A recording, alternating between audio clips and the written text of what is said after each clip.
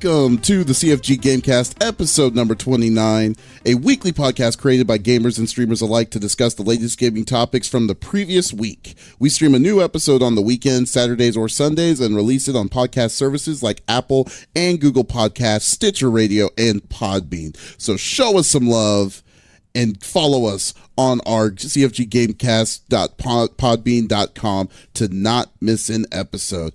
I am Mr. CFG himself, Davis Green, and with me are two guests. As always, I have Smitty, the leader of the itty bitty Smitty committee. How are you doing, sir? What's going on with you? Doing well, my friend. Obviously, I've been recovering from last week we went down for the Extra Life stream. That was freaking amazing. I'm not gonna say anything about it.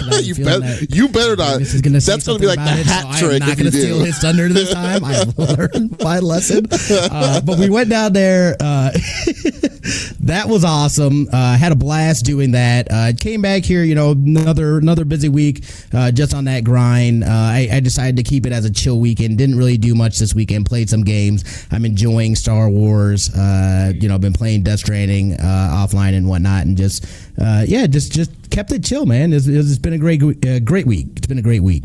All right, that's great to hear, man. I know it's been really chill. Pretty much for anyone that was a part of that Extra Life was probably like, oh, we're just gonna meddle. We're just gonna be chill this week and start off with it again. Mm-hmm. All right, and we got a special guest. Flexus wasn't able to make it today because she is straight up bodying fools over at the North American Regionals fighting game tournament in Vegas.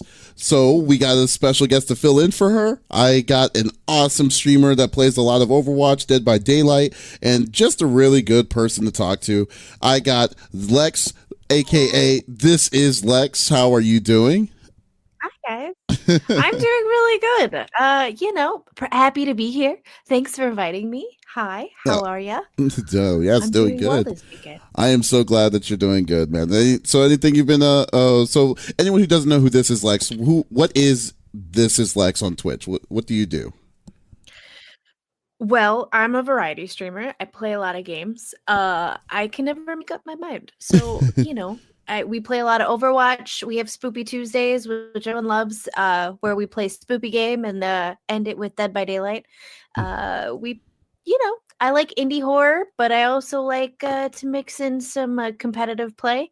And every once in a while, we do some cartoon karaoke. Opie is always a co-host. Today, clearly, she has left the building.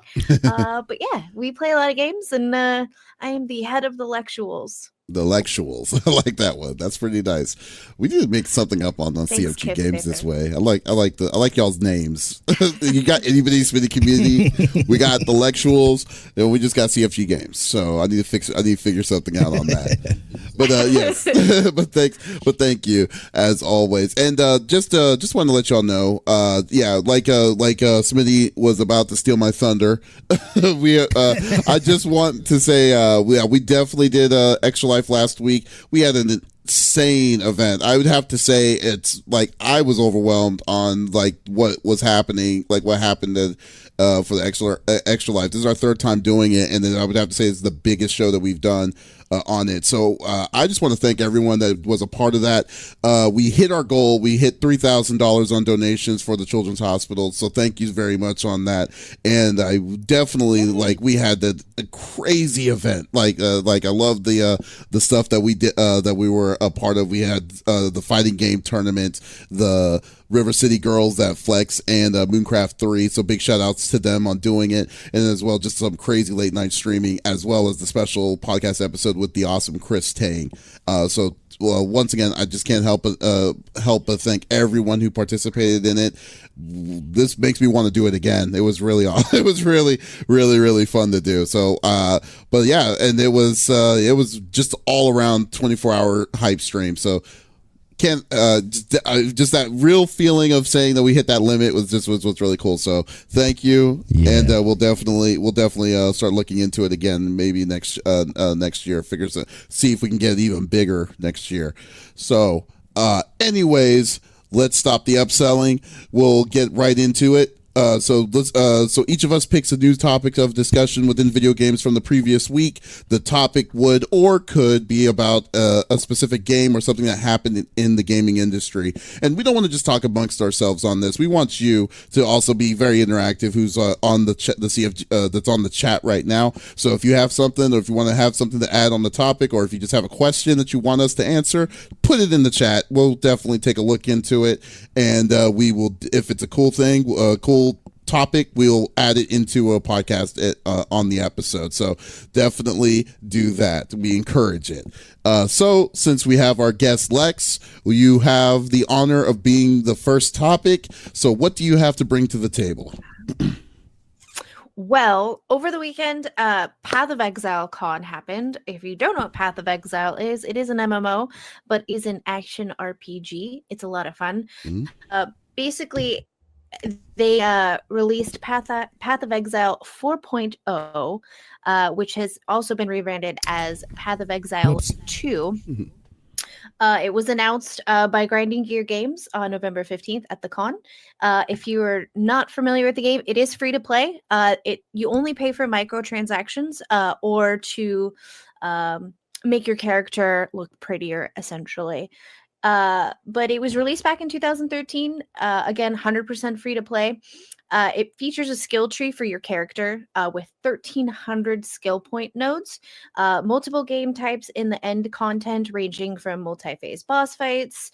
But the coolest part about it is they're adding an expansion. Now, with most games, when you have, like, for instance, Overwatch 1, and now there's going to be Overwatch 2, you're splitting your community up, right? With this, they're not going to be doing that. It's essentially going to coexist within Path of Exile 1.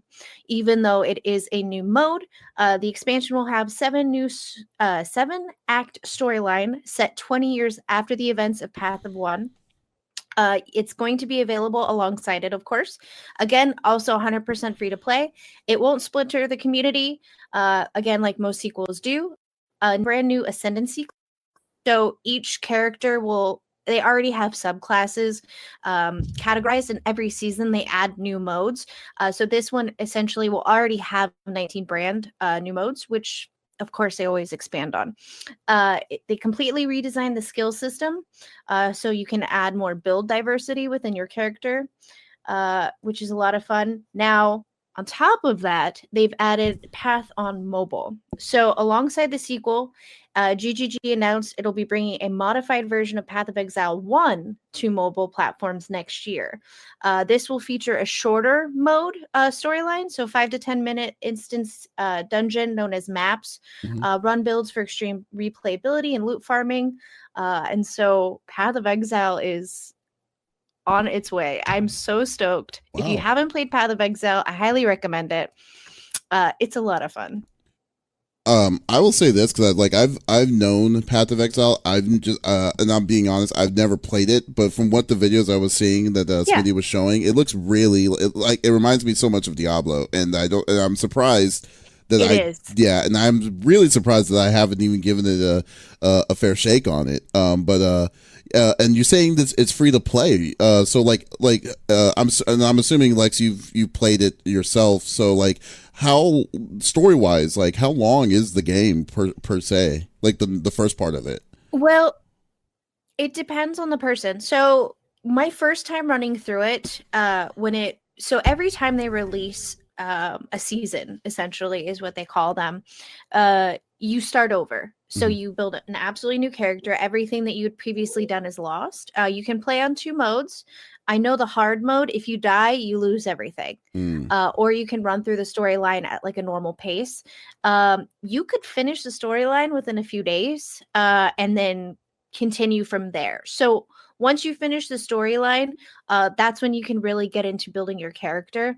I personally am a sinister person, so I enjoy poison builds and things like that. And so usually that's what my character gears towards. But for instance, a lot of my friends, they do more tanky builds.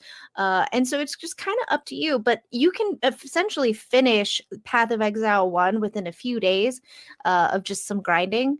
My friends finish it pretty quickly. If you're new to it, it might take you about a week or so. But it's enjoyable. It's a lot of fun. I enjoy it a lot. Yeah, and I've talked to you guys, you and Dust, about this game and whatnot, and I have heard that like it reminds me. And again, I've never played a Diablo either, but that's what it reminds me of, is that same like play style. Yeah, and I have friends that actually were trying to get me on this not too long ago too. Just they're like, hey, it's free to play, and they kind of explained a little bit to me. Yeah. I never did end up picking it up. However, again, just like even looking at those cinematics and stuff like that, I'm just like, oh man, like I was like that. Like I'm surprised I haven't played it, just because it looks like a pretty solid game.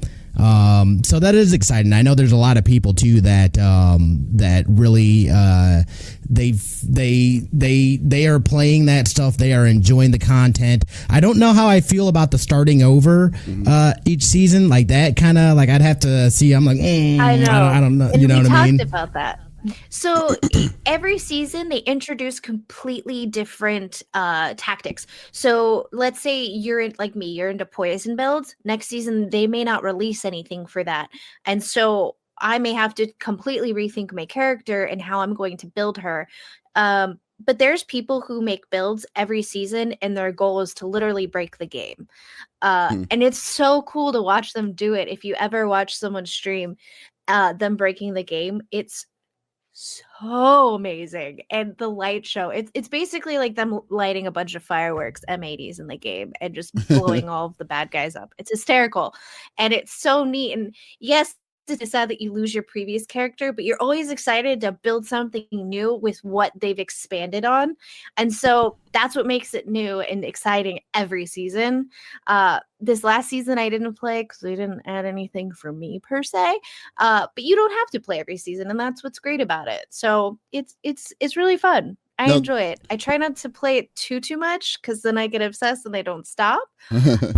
But every season is different and it's so much fun. Okay, so the microtransactions, like you were saying, because you're saying that this was basically it's a free to play game, so it's going by a freemium service.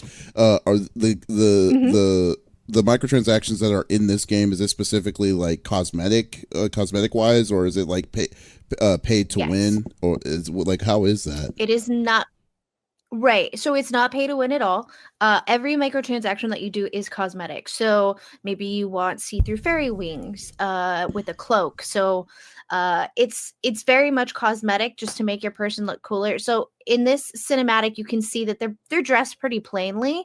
But then you could go to the outpost and you'll see all of these beautiful creatures and you think they're part of the game when essentially they're other players. And so they pay to look beautiful. Okay. And that's cool. You can do that if you're into that. And if you're not, it's not that big of a deal because it doesn't enhance anything. Right. It just makes you look prettier in the game. Well, that's great. I like that. And I'm fine these with guys helped create Diablo. So it's the same guys. And that's why it looks so similar. Okay, that's cool. Yeah, because I mean, like the biggest they were part of Blizzard. Yeah, I'm totally cool with cosmetic. Just like because the thing that really hurt Diablo 3 originally was the auction house.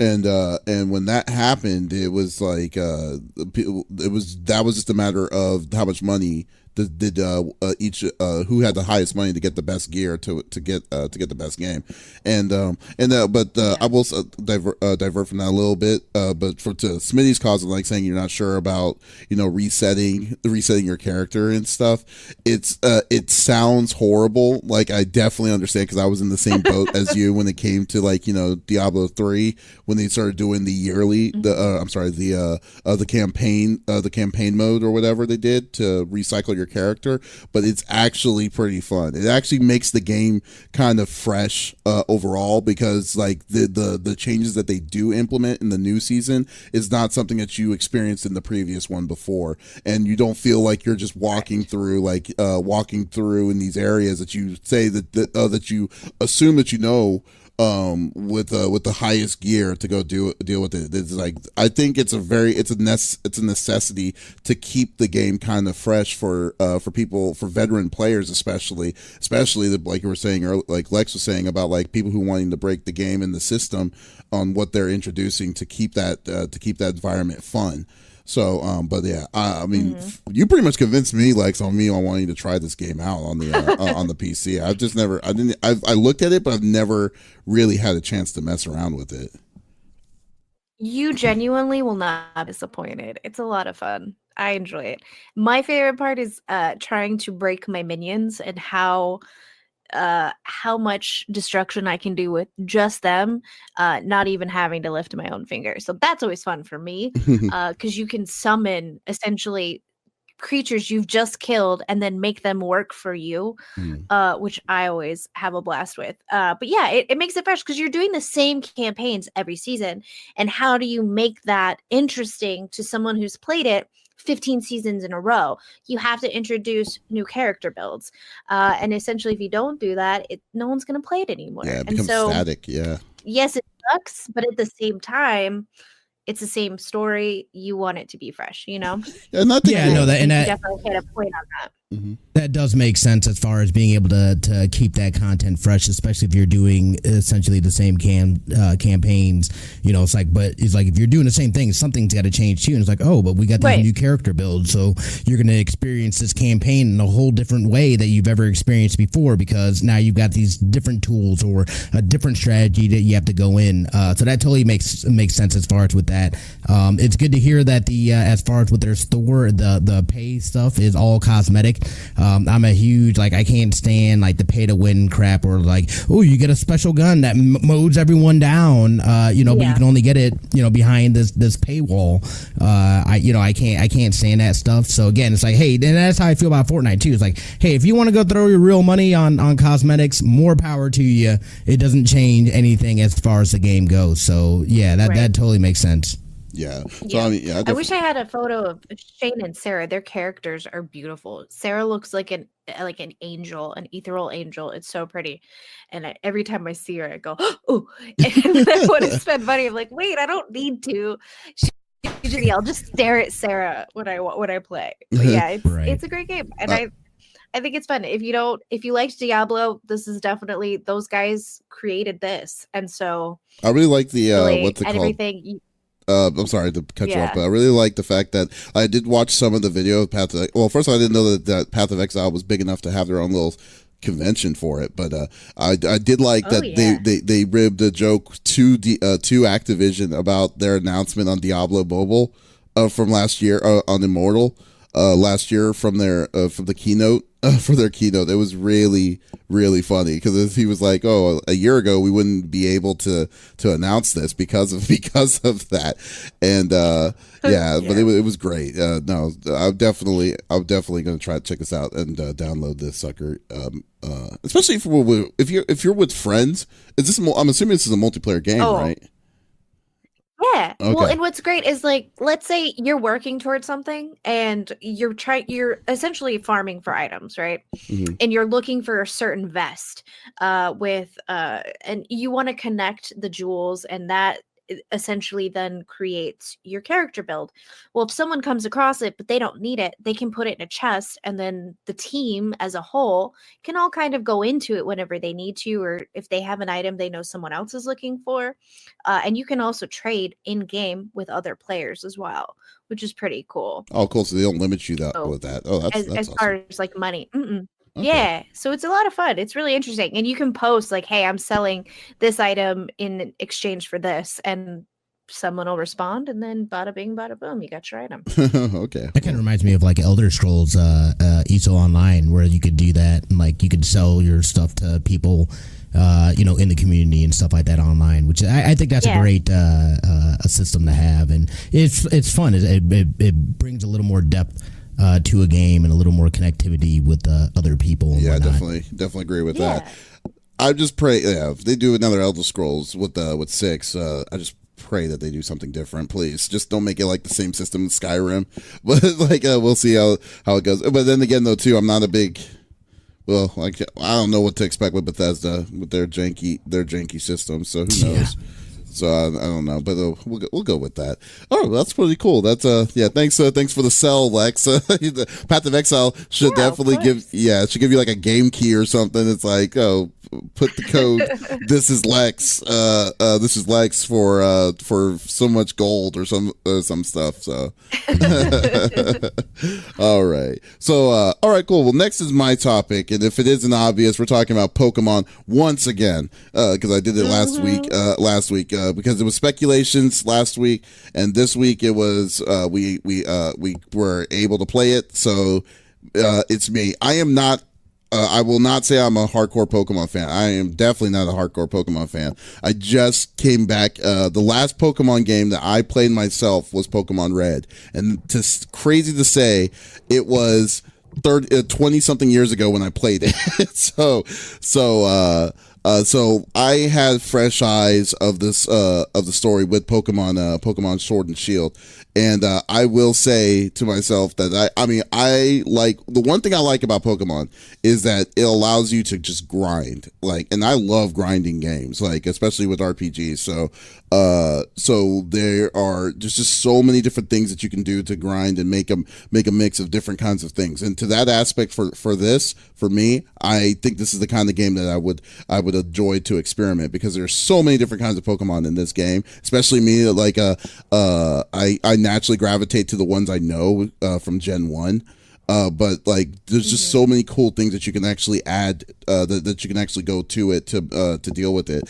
So in that, I really do enjoy it and stuff. But I think if you listen to our last podcast on episode 28, we had one of the moderators, it was Pompadour Princess, who is a hardcore Pokemon fan, was saying she wasn't going to get it because of all the bad negativity that was happening for the game, from the game, and what the expectations of it, and I understand her concerns of it.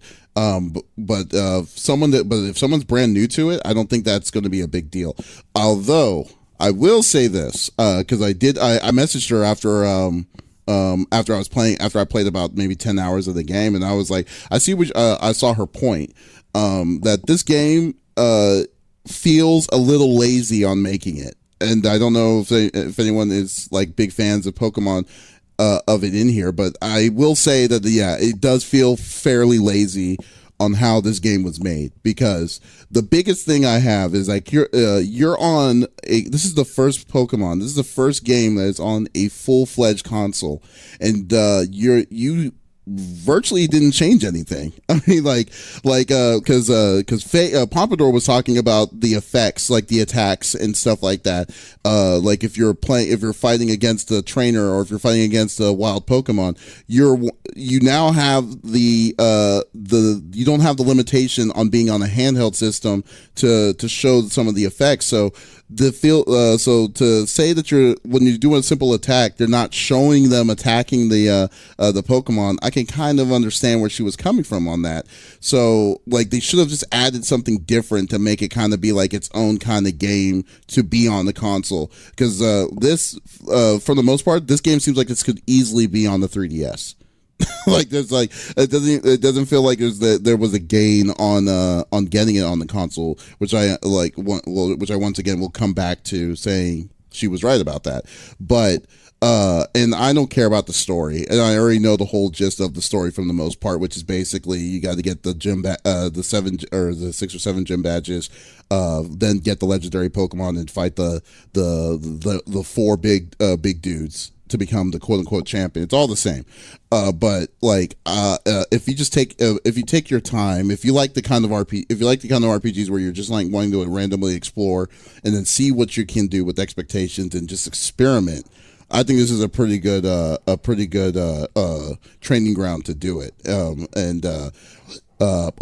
There's another one thing I didn't like either. There's these areas in the game that was that they introduced to you really early on. So you're level maybe at max 10, maybe 12 or whatever, but then out of nowhere you got Pokemon that are freaking level 36, level 40 around you, and they're saying, oh, these things are just roaming around aimlessly. And then I was wondering, why are they putting you in a situation where there's a Pokemon that is that strong at the beginning levels of like, at the beginner levels of the area, and then they're expecting you to run away from it. I mean, like, why would you do that? Why would you set that up? That doesn't make any sense. Right. So, and then it makes it even worse because like in certain areas, in these roaming areas, like the higher you go, you get other Pokemon that's like level that can get up to like level 50, level 60 and stuff when you're only level 30 something. It's like, what are you trying to accomplish there? Most people are going to run away from that when they see when they see that kind of nonsense. So, like that, I feel that they did that so they can kind of say that there's a little bit of meaty aspects of the game itself. So yeah, so that kind of goes back to my point that I feel like this game was kind of lazily made. It just doesn't like so like for a person that plays Pokemon, a person that was so hyped on saying that was been looking forward to playing this game, I can understand people's concerns about it. But overall, I think it's a good game. I still think it's a good game. There's just these gripes because you're still playing Pokemon is the biggest thing. And like if you just like the general gist of saying that you're just wanting to fight these monsters, battle these monsters, then you're going to get exactly what you're wanting out of it. It's just a little disappointing that it's not taking the system to the next level, and especially for a first party game like Nintendo, like how Nintendo is really good on like setting up new IP, keeping their IPs and then just running with it with new ideas and things, and to say that they just basically copy pasted the formula that was on the Game Boy onto the Switch is a little disappointing because I know they can do better than that. So I mean, I just wanted to see what y'all's thoughts were about it, about Pokemon. I don't think y'all played Pokemon yet, have y'all? I don't play it at all. The only Pokemon I played has been Pokemon Go, and I played that briefly during that summer where it got all hot. But again, that was after my time. Mm-hmm. I feel. I mean, again, though, what I've realized, again, I can't really speak on it because I've never played them. So I don't know. I know there's a huge fan base for them. I know there's a boatload of people that love it. Icy Wind, Pompadour. Just to name a few. Mm-hmm. Blue Fusion. Mm-hmm. I know some other people that have been playing it, and they've been Lucentai. They're all on it and whatnot.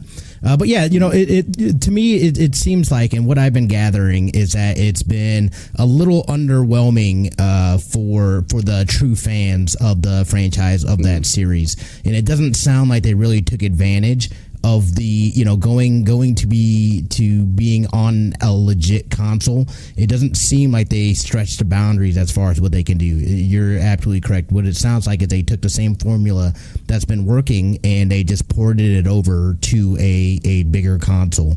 And I think a lot of people were disappointed about that, or for, at least from what I'm gathering, because they see that, hey, this is an opportunity to give us something. Finally, you're on a console.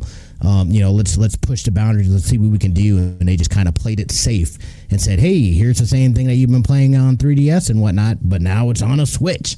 And it sounds like people wanted more out of this game than what they delivered. Yeah. Which again, that Nintendo, I feel like, is pretty meticulous about stuff that and what they're doing. And I feel like they're how they go about things. They're usually really intentional about what they do, and I could see then how this would come off as feeling lazy to the fans and to the people that were looking forward to this. I mean, again, you're talking about something that people have been wanting for years. They're finally going to do it, and then they kind of missed a shot because they played it safe. That always sucks to hear.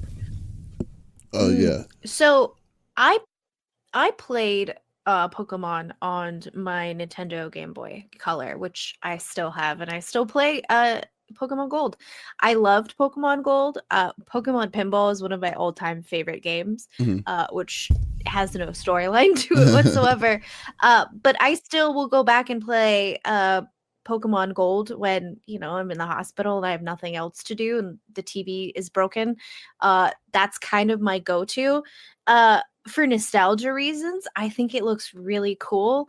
I agree that they could have done more to it, but here's my thoughts on that is no matter what they did, I think people would have been angry. For nostalgia reasons, I think the people who are enjoying it wouldn't have liked it if, they did X, Y, Z. I feel like at this point in 2019 game developers, I feel so sorry for them. I feel like they can never win. Can't win. Do you know what I mean? Yeah. You can't win no matter what you do. I feel like they can't win. So even if they had stepped it up and done other things, then I feel like the hardcore Pokemon fans would have been like, well, you've changed it. Now it's not the same. And we don't like it because it's so different. You know what I mean? And I feel like they can't make anyone happy. I know Seti is loving it. I don't know those gen of Pokemon. I watched a little bit of it, but I didn't have cable as a kid, so I missed out on a lot of cartoons. Pokemon, the newer generations being part of that. But he seems to be loving it. He's like, the music's great. Everything is so cool. You know what's funny? But again, I feel like developers can't win. Yeah, okay, and I definitely understand. Yeah, I totally understand. I definitely agree with you to that, Lex. But at that time, but it's to a certain extent, because like the way I've always looked at it to me, because like to my eyes, because like I said, the last Pokemon I played was the first gen, and I don't know what gen this is. Is this the ninth? I don't know, but whatever gen this is. So that means like virtually everything is new to me at this in this stage point, and me saying what I'm saying on that, saying that it's lazy, and there's another point there across that saying that it's lazy is me acknowledging that I'm going by the knowledge of what I played on a system that came out 20 something years ago, and then I'm playing the same game 20 years later on a system that is probably hundreds of thousands of times stronger, and then I still get that same kind of level of effect. 100%. It just seems like it's that it's a justified reason on it. Now, to say to say about feeling sorry for the developers, yeah, definitely. They are always in a lose-lose situation about nostalgia players and then and the things like that. But this one is, I think I will say, I'm grouping this a little different because now I will say, to the extent the people that were complaining about, we can't bring our old Pokemon into this one, I think y'all just need to calm down. All right, I still don't understand that that argument. It's like it's a brand new system. If you wanted to play the same get the same Pokemon, play the previous Pokemon game, especially now since this game hasn't changed much to what you're used to seeing. So but like as opposed to just saying give it a natural chance, that's why I kind of kept it I kept it as open as I possibly could on this. I can understand the level of gripe on what people were worried about, and I feel that this one was just lazily done. I'm not saying that they didn't do their work on it and stuff, but when there was because I think another point that Pompadour was bringing up was saying that they were saying that they were wanting the one of the people was saying that they were wanting to make the Switch version like focus more on graphics and stuff like that to be improved, when there's been data leaks showing that they're using the same kind of sprites that they did on the 3DS, and they barely changed that. So it's kind of like it's kind of like a catch-22 on this one. So I think that so I think on that they definitely have to admit something on saying like we made a new system on it, but we didn't. But if you're wanting to go with the full transparency, just say straight up like, here's we didn't have it's the same game. It's virtually the same game. And but like I'm liking it. I mean, like I'm talking a lot of negativity on it, but I am liking the game. I mean, it's exactly what I'm wanting. I'm just grinding. I'm grinding it out with different kinds of Pokemon, especially now since I don't know the roster. I mean, there's maybe like I've come across like Gen 1s, not a lot of Gen 1s, but there are some Gen 1s that I still remember. But for the most part, everything is new to me. so I'm gonna go. I don't mind exploring the world of it. So, but I think it's a good game. It's just I just think that they should have been more like they could have upgraded. Yeah, upgraded is the best way. Yeah, that would the best way to describe it. So can I ask a stupid question? Sure. So I haven't seen a lot of gameplay of it. Are they, because when I played Pokemon, you would click what your counter was for in a battle. Mm-hmm. Are they showing the two Pokemon actually battle it out when you do that, or no? Well, like in the video, like, oh, so what happens is that it basically shows the same kind of angle that you remember of seeing in the handheld game. Oh. And then in the handheld game, and then like when you say, so when you say like, okay, I think mine was like, oh, do scratch.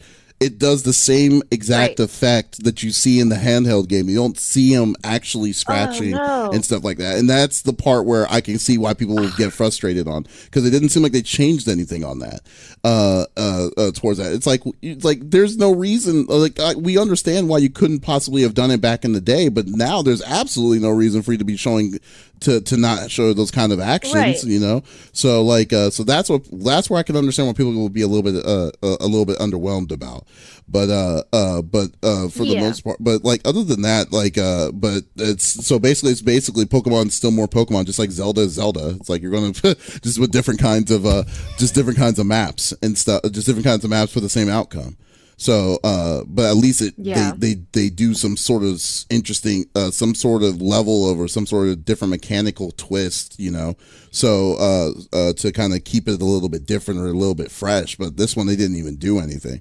They just left it the same, essentially. You think they did that intentionally, though? Were they intentionally, because, you know, again, I feel like especially with Nintendo, they always have kids in mind, so they didn't want to go and take it and be like, oh, it's too violent or whatever. And again, just playing that safe route of, hey, this is what's worked for us the whole time. We're just, you know, again, it's just porting over that game into the same game. You know what I mean? Yeah. Like you're telling me that the graphics weren't really improved. They haven't. It sounds like they really didn't change anything. They took that formula and just put it into a different console. If it was any other company, if it wasn't Nintendo, I would give them that benefit of the doubt. But like Nintendo has proven that they like changing their stuff. You know, like I mean, look at Mario. Like Mario Odyssey is a complete night and day difference to what you saw with Mario. What's it called? Galaxy, the Galaxy series, or like even like Donkey Kong, like you can't say that Fire and Ice on or Ice Blast or whatever that was on the Wii U was comparatively to something else. They pushed their limits to what they've done. Zelda is a good one. Zelda, from Skyward Sword to Breath of the Wild, now it plays more like a Witcher-like game and stuff like that. And you see Luigi in Luigi's Mansion, they basically made a character who was player 2 to have its own identity with Luigi's Mansion. Like they push their limits on their IPs, and that's why it feels so weird to say, why are you playing it safe with Pokemon? It's not like Pokemon it's a very big IP. It's an insane IP. For popularity, and I think to take the chances, especially when you put it on different kinds of platforms and stuff, and it's a big AAA title. To say that you're not, I mean, if you're not changing the battle system, why is it so hard to just to put more time into the actions to make it look nicer? I mean, that's the kind of thing I'm gonna go with it. But like, let's see. Yeah. Oh, I'm sorry. What were you gonna say, Alex? Look, can I play devil's advocate? So, now, again, I have not played this game, but from nostalgia purposes, I've seen some gameplay. I played Gold, Red, and Blue, I believe. Yeah. Could they possibly, I mean, and this could be their excuse for it, could they be trying to give that same feeling and fighting style that we had back 20 years ago to children now? And that's why they haven't changed it. I mean, again, violence, yes, everyone's saying games are too violent nowadays. And this game is geared toward kids, you know, that were our age, who are now playing this. Could they, I mean, again, there's no excuse for it. I get it. I see both sides. Absolutely. Mm-hmm. I'm probably not going to play the game. And not because I don't want to, just, you know, I have to pick and choose. I only have so much time to play certain games. But I mean, could that, just playing devil's advocate again, I think they should have changed more in the game. Absolutely. And I think all of your points are completely valid. But just playing devil's advocate. No worries about it. It's funny because you make it sound like it makes it sound like I'm negative about the game. Like I said, I can't urge you to I would suggest someone to go pick this game up. I like it. I definitely like it. I'm just saying that and I see Lou Santai says I haven't really been listening particularly carefully because I'm streaming the game at the moment, but I'm pretty sure porting graphics is completely not true. Not with this town design. And yeah, you're right. I mean, but I'm just saying that the feel of it doesn't feel like it's like it has its own level of identity, like how Sun and Moon, from what I'm gathering from what Pompadour was saying, how Sun and Moon was to how this is, and stuff. But back to your point, Lex, I will say this though. I think that if they were more, I don't know, it's hard to say because the moves that they did for this game specifically, especially when they were saying with the like what they were saying, we're not going to add Pokemons from the previous generations because they were wanting, because when they do a move like that, you're thinking, okay, so they're probably thinking or they're not going to be putting nowhere near the same amount of Pokemon that were in the previous generations into this one. When they do a move like that, you're thinking, I would think automatically, oh, okay, so they're making their own generation of more generational Pokemon from this series on and stuff. And then when they're saying when they're doing things like that, and then they're going to come back and they're saying, okay, we're wanting to keep the traditional style of it to be like what people will remember it. I mean, I'm like, okay, that's fine. I mean, that's perfectly fine too. I mean, and I'm not saying to change anything of their battle system or any other stuff. I'm just saying, just kind of give us some more effects on this kind of if it's on a console is all I'm saying, you know. Is what I'm going with, because the execute, I don't know about the level of execution. I'm on the fence on it with the level of it, but when it comes down to the straight battles and stuff, like that's the one thing that's really more important to me. It's like the battles just seem like it just does seem like something that was like the old one, just with better graphics, kind of like how Pokemon Stadium was. That's exactly how it was. It's like how Stadium, you could bring your game, you put your game into the thing on the 64, and then you're basically playing a fight sequence in 64's graphics in Stadium. That's the kind. I mean, it's not as, I mean, it's more cleaned up than what I'm saying, but it's still kind of like that to me. And that's the one thing I just say. That's just the one criticism I really have. It's just put more a little bit on on the effects, especially if you said that you're going to do that, because he said that that's what they were going to be focusing on. So, but that didn't happen, you know. So that's what I mean by it. But as much as I bashed it, get the game. I like the game. If you like RPGs, if you like to experiment, if you also like to see what to just see the world of Pokemon in that kind of view, I still think it's still a good game. It's not a terrible game at all in any means.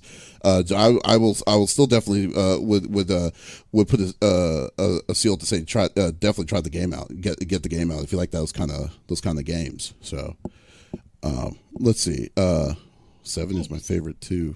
Oh, what? Oh, Final Fantasy. Oh, okay. Well, anyways, all right. So we got the last one, the last topic, and we're just going to go with Smitty. What do you have on the table? Yay. So we here probably like episode 2 or 3 is when the first time we got to see Nightmare Fuel Sonic, and Nightmare Fuel dude, Sonic. I gotta say, straight up, man, that Sonic was terrifying. That Sonic was absolutely terrifying. Do you have a picture of that one? You should do a picture of that Sonic. That would have been fun. Hold on. Let me pull up real quick. But yeah, so clearly the internet said, oh, nay, this is not going to stand at all. This thing is creepy. It's terrifying. Nobody, you know what I mean? Like, it was just bad. It was just all out. Here we go. Here's a photo of it real quick. Let me pull it up. Freaked me out. Yeah. It was terrifying. It was absolutely terrifying. Look at this. Look at the differences here, guys. Just 1 second. Look at this. Look at the difference. Why did there we go? Yeah. There we go. Look at that. Yeah. Look at that. That doesn't even like. What is that? What is that? This guy, you know what I mean? Like that thing is creepy. That thing is super creepy. So yeah, that like I'm glad like the internet said no, we are not going to stand for this. Everybody complained. Yeah. And you know what I mean? Like here's the part that I think is amazing is that the studio and the people that were working on this listened to what people had to say. They listened to their fan base, which I don't feel happens. Oh, it does not very often. Mm-hmm.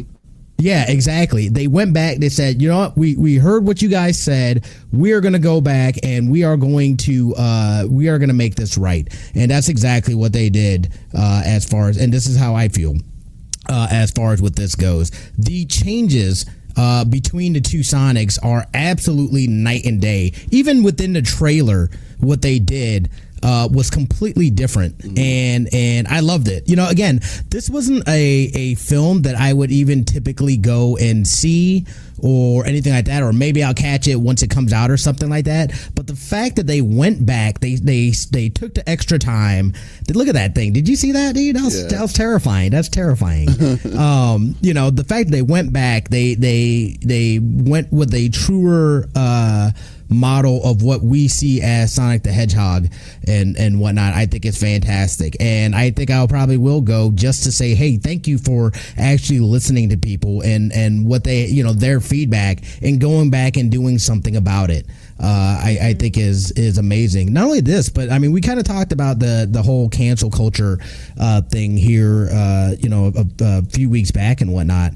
And I think, you know, this is one time where the internet going in and saying, no, we're not going to stand for this. You are canceled, or, you know, do something about this, or you are absolutely canceled. And they said, all right, we hear you loud and clear. They went in and they did something about it. I think they've done a fantastic job. I think they actually gained the respect of so many people. And I think there's going to be more people that go and check it out just because they went back and did this than there would have been originally. Again, nobody asked for a Sonic the Hedgehog movie. Why this is the thing, I have no idea.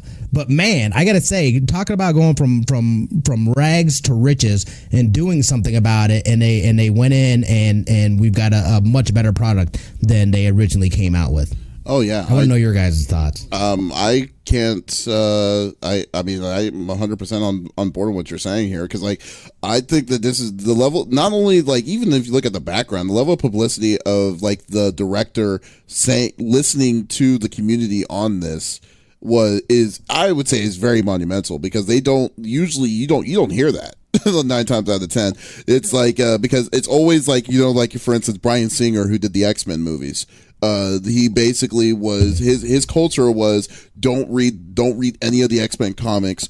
I'm going to make my own world, because I have a specific vision for what I think what the X-Men is. And then I think that level of closed-mindedness is like what really kind of hurt it in the long run. It's like, because that's not what people are expecting. People are expecting a certain thing of an IP that's been around way longer than what either this director had his project on, or if he was even interested in. Like you would get a completely different different project, like, you know, how the X-Men was, how the Super Mario Brothers movie was originally. You know, like you wonder like, what the heck was this guy on when he decided to do it?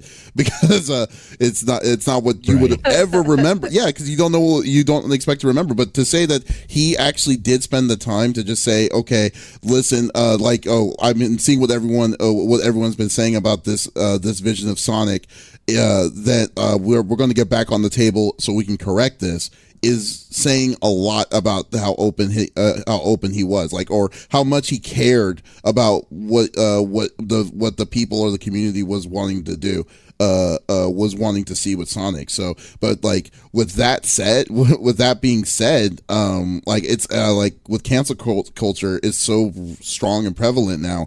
It's amazing on like how this one thing out of all the other things that has been said of other things got through in a positive way is the biggest thing. The most underline it, positive way to have a positive turn to make this movie better. And I totally agree that I think, like, because originally when I heard like, oh, a Sonic movie, they're making a Sonic movie, it's like I wasn't even thinking about going to a theater to see this originally. Then when I saw that preview originally, I was like, there's no way in heck I was going to go to the theater and spend my money on that.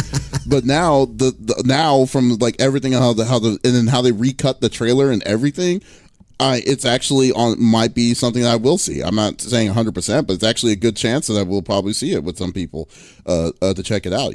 So yeah, no, I definitely give kudos to the group of fans. And then this also kind of shows that I feel like people who are working under this movie are also fans of this IP as well. Because this, like the new rendition of it, is so much closer to what everyone remembers, So, I mean, like, I don't know. What do you think, Lex? So, I'm a huge Jim Carrey fan, and he hasn't been in anything in years. Mm-hmm. So, for somebody who I didn't really play the Sonic games, but I watched the cartoon, and that was one of my favorites. Mm-hmm. It has nostalgia. I feel like we've touched on nostalgia a lot today, but to me, this was touching my childhood. And when I saw him after seeing Detective Pikachu, I was creeped out. He had weird, straighter, square teeth than I do. Mm-hmm. And it's funny because I watched a whole YouTube piece about the people who created like Detective Pikachu and did all of the characters for that. And they were saying exactly what was wrong with the Sonic character and how it was depicted and why it comes off creepy. And they touched on a lot of points. And I don't like cancel culture, but in this one instance, it worked. And I think it worked because the people who are actually making this movie are dedicated and they care about Sonic and in his essence. Do you know what I mean? Like, mm-hmm. Again, you touched upon like how the director of X-Men just kind of made it his own thing. And that hurts a lot of people who watched it from the beginning. I was a huge X-Men fan, and I was so disappointed by every single movie that came out. Right. And again, this wouldn't have been a movie, like you had said, that I would have waited for it to come out to go see it. Even though he was creepy, because I love Jim Carrey so much, and I was super excited to see him in this role. I think he plays a really great villain, and I think he would be fantastic in this. Now that he's not creepy, I am so happy. He does look a little monkey-like to me. I know that's weird to say. He looks like do you know what I'm talking about? There's one in the new Detective Pikachu. He looks like the blue version of him, almost. And I think because of the eyes are so large and the shape of the face, I think he's adorable now. I'm super excited. I'm happy. Again, in this one instance, cancel culture worked. Mm-hmm.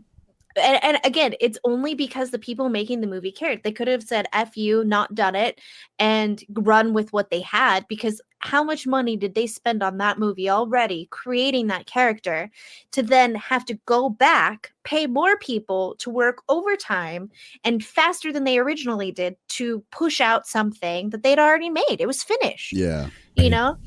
And to me, that shows so much dedication on everyone's part that I'm going to go see it in the theater now, because I think that's amazing. Good for them. Like, slow clap. You know what I mean? Yeah. That's amazing. The real thing now is going to be the so story. Hard to make it work. Yeah, the real thing now is now it's going to be all about the story of it. Is where it's going to come to, because it's like the one complaint was the graphics of the character, and now it's going to be like, okay, so let's see what this director's vision was. So it's going to be all on the director and the writers of this movie now. So I mean. Right. I mean, I think it's going to be pretty cool. Like, and that's what I think what gaming movies really needs is that level of, like, input, dedication. Yeah, dedication is definitely one thing, but it's also the input, because when you get people that like, I mean, the reason why when you think of a video game movie is terrible is because it doesn't veer into what the game was about originally. Like, you could think of like how many video game movies are there out there? I mean, when you think about it, like Double Dragon, if you remember that.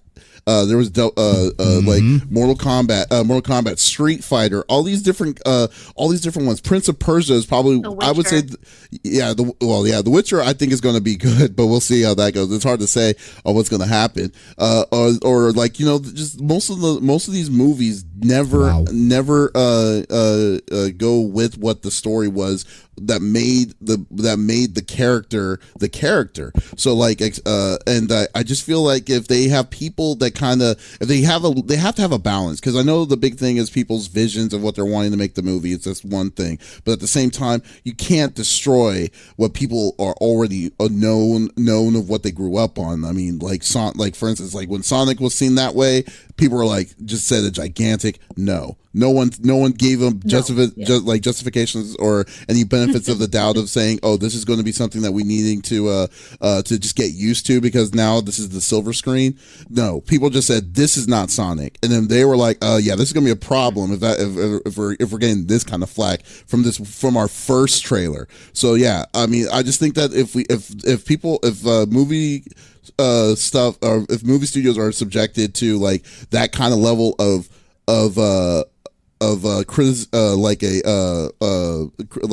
to be criticized of what's coming out or what they're making, because like in this case, this was an easier fix. I won't say an easy fix. The easier fix was the fact that they needed to change the mold of a fully CG character. But what if they decided to make a movie that was like that didn't use CG that much, and then they wanted to have a story of like let's say they decided to make a story of the Legend of Zelda, but the guy's story was like, oh, it's Zelda, it's Link who owns a pizza shop, and they needed and it's like a completely off the rails thing that's like what you Link the character to be in. It's like you need people at that aspect of like saying, oh, this isn't Link, man. Like this isn't that level of the character. Link was a hero that was trying to protect Hyrule. You need to have a story that revolves around that. That's the kind of thing that I think we would need to change towards, so we can see a true change of video game movies. No, I mean, like I said, this is a great baby step, and I just pray to God that they don't take a step backwards of what they did right about this, and people will probably come see it in droves. Especially, there's a ton of culture of game culture out there that they can make IPs on. Just people have no faith in it because they know they're going to screw it up. Mm-hmm. Right. And I think that's rightfully so too, because I mean, like you were saying, and again too, like this is it's a weird thing, and I think you can do that to some respect. You said with Link and being pizza guy Link and this and that. I think it does work in some aspects. Take a look at, like, let's say Romeo Must Die. You took a story that everyone knows, but you presented it in a different light, in a different way, with different struggles, but essentially it was still the same story. We still got to the same end result as far as with it. Being an actor, I got to play Oedipus one time in college, and that was really difficult because Oedipus is that is a story that everyone knows. It is, you know what I mean. It's very much instilled in what you do, but at the same time, it's like I wanted to be able to make it my own without straying too far away from that character, this person that everyone knows and they identify with. Which is definitely a challenge as far as with that. But I mean, there's something different though when it comes to video games and the nostalgia that people have. Like, yeah, you can have this different story or bring them in, but I feel like to kick off a good video game story or a good video game franchise or something like that, you've got to start with a story that people know. You know what I mean? Or something that people can relate to and say, yes, this is the character that I grew up with. This is the person that I know, or the character that I know. This is a familiar story. It feels good. This is great. I've bought in, and then you can kind of start straying away a little bit and maybe start going down different paths. But you have to have that establishment of, hey guys, if I'm going to get you, I'm going to get you with this story that you guys are familiar with. You guys are familiar with these characters. When you see them on the screen, you got to be like, oh oh my gosh, I can't believe it was blah. You know what I mean? Yeah. And that's kind of what it's going to be. And I feel like so many of these movies fail in being able to accomplish that for some reason. They always want to go to, I mean, I like to equate to what they did to the Transformers and what Michael Bay did to the Transformers. How do you take a franchise that is about these alien robots and make it about the humans? I don't care about the humans, man. That's how I want the Transformers, son. The humans were sub characters within that whole universe. Yeah. Don't give me that, man. Don't make it all Shia LaBeouf and Megan Fox, and it's like I don't care about them. Yeah. I want to see the Transformer struggles and this and that. And I feel like they take these things and they try to humanize them too much. They need to, as far as with this, and this is obviously just my opinion, they need to stick a little closer, at least out the gate, to a story and what that character truly is. And like you were saying, with that, with their Dinobots. The thing that people are going to recognize and whatnot. So, I think this is fantastic. The internet wins. The shouts from the rooftops about, no, we are not going to take this subpar, scuffed up Sonic. All right, you're going to give us a Sonic that we deserve. Yeah. And they went back and they did it. So yeah, I mean, it's awesome. Yeah, it's awesome. Yeah, and then like I said, it goes back to the fact that I think that there's people that were attuned to like the IP of Sonic himself that really saved this kind of thing. I mean, it may not have been just the director; it could have been a lot of different kinds of people.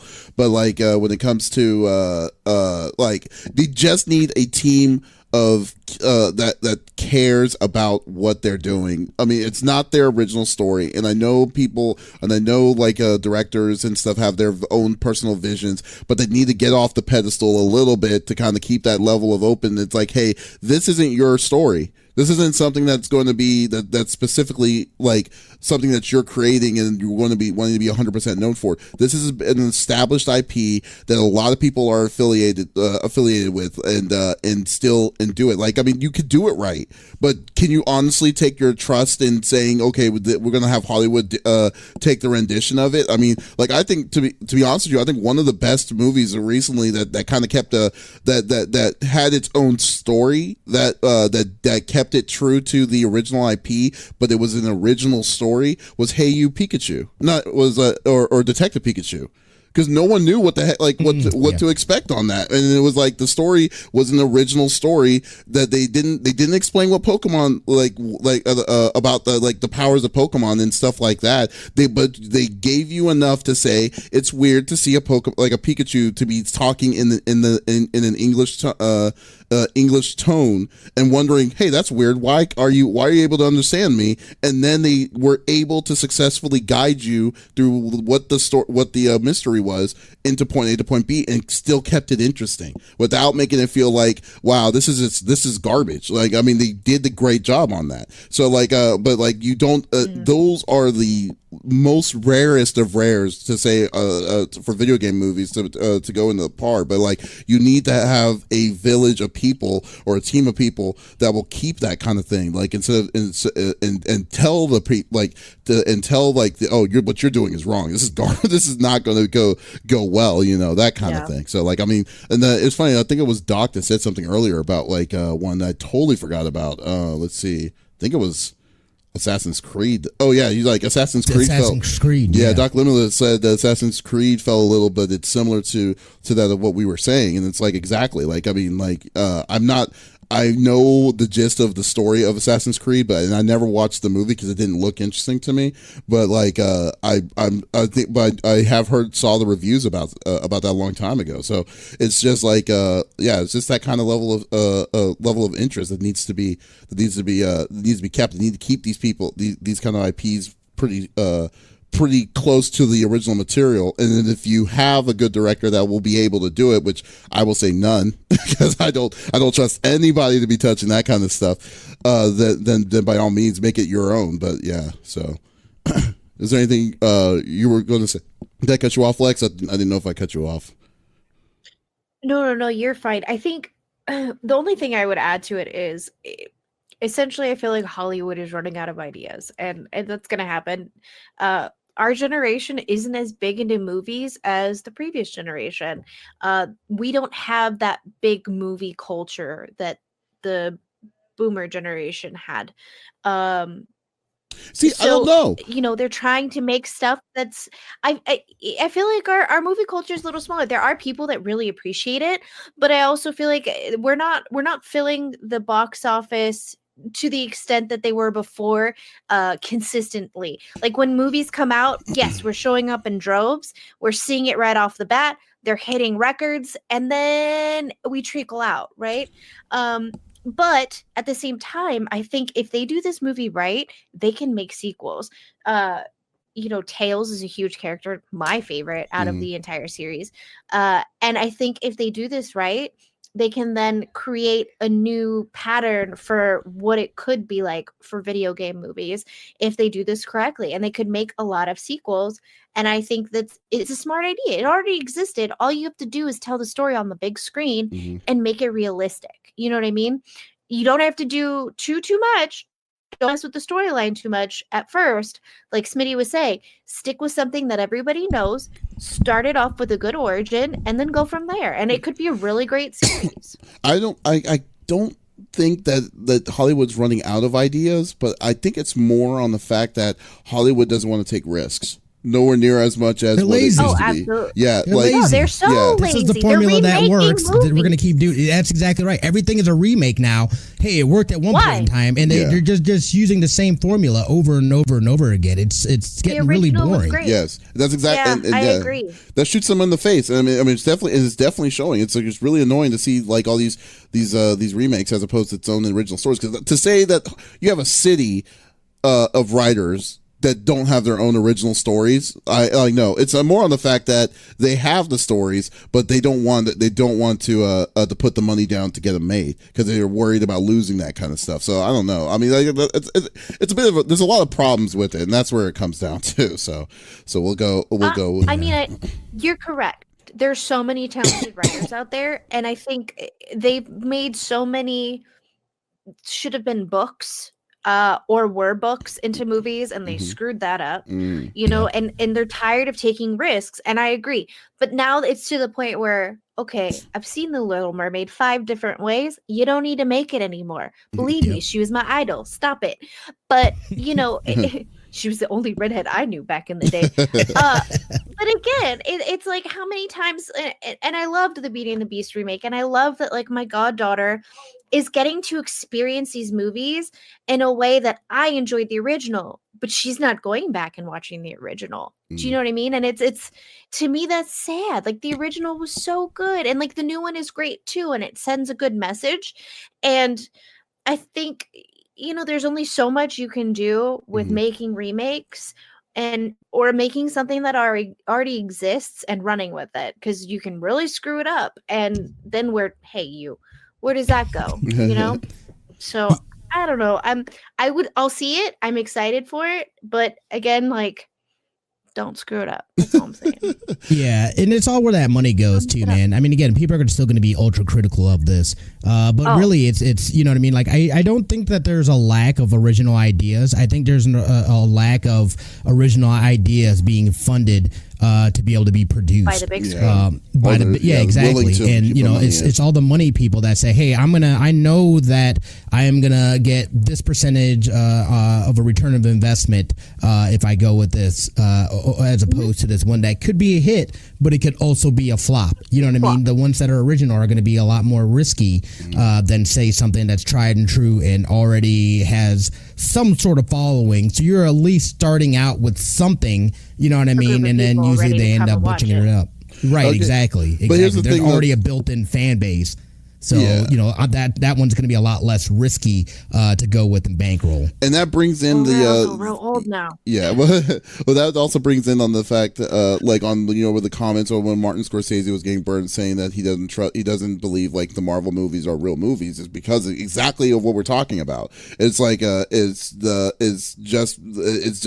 a cookie cutter system that you're just doing, that you're throwing a bunch of money that you're going to get your highest return from because people know what that IP is, as opposed to trying to create one and then it's like, oh, they're nowhere. Then take the risk of if it's going to flop or if it's going to be successful. Like I mean, like I guess a good one would be Jordan Peele with when you saw with his original one of what's it called, I forgot the name of it, that horror movie. But anyways, his horror movie that he initially released. Get Out. Thank you. And then like they gave him more money with us, and then they're going to give him even more money out. So who knows? So anyways, but anyways, we got to cut this off. We're hitting our limit right now. This was great discussions that we always have. Thank you for stopping by and watching on episode number 29. Lex, thank you for being in for us. It was great to have you on the show. Also, yeah, so you want to so what do you have planned this week on your Twitch streams? Oh, for this week? Yeah. Good question. Sorry to put you on the spot. No. Monday and Tuesday. Well, Monday I'm not quite sure yet, but Tuesday, of course, is Spoopy Tuesday. So come hang out if you like the spoopy games. Adam's got 5 days off, so we're finishing up the house and putting up Christmas decorations today and tomorrow. But nice. Yeah, we're gonna be streaming Monday through Thursday, maybe Friday. But yeah, maybe we'll play some more Monster Prom tomorrow. That was a lot of fun. Yeah, that's a fun game. Kick out of that for sure. Yeah, that's definitely a fun game. You know, they're making a second one, and you do have it, Smitty, and we need to play it. The devs popped in and gave me the DLC key, so let's play. That's pretty sick. That's pretty cool. I know. Awesome. I was so excited. They're amazing. They're so sweet. But yeah, played a lot of games this week. And thanks for having me. I'm so honored. Oh, thank you. No, the pleasure is all ours. Thank you. And Smitty, what do you have up for this week? This week I'm probably again, I don't, I've been grinding out the Star Wars, so I'm probably gonna grind that out some more. Mm-hmm. We still have Home Sweet Home that I need to finish. I said I was going to play that game through on stream. I promise I will. We will still do that. I don't have anything major per se going on. Just looking to have a good week. Working on some videos and stuff like that too. So hopefully I'll be able to push out to the YouTube a little bit as well. But yeah, man, just looking to probably do some back end stuff on stream and keep it chill. What do you got going on this upcoming week, man? Well, yeah. This week, I mean, I'm since, like I said, because of where I'm at, it's kind of all over the place. So I don't really have a true schedule, but I will say that I want to see if I can try to finish Pokemon by the end of the week. And after that, I don't know. I'm going to be probably focused on the big move that's going to happen in December. And then after that, then I'm going to start having a more structured streaming schedule on what I normally will play. But I do also want to let you all know that since Thanksgiving is going to be coming in 2 weeks, that the plan is next week we're going to do our podcast. We're going to do the podcast for the week. Thanksgiving weekend we will not have the podcast.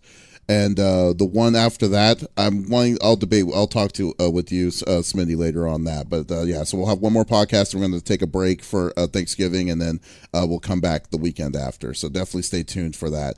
The next podcast is going to be on my channel, CFG Games. So definitely, if you're wanting to not miss the episode, just give a follow on that.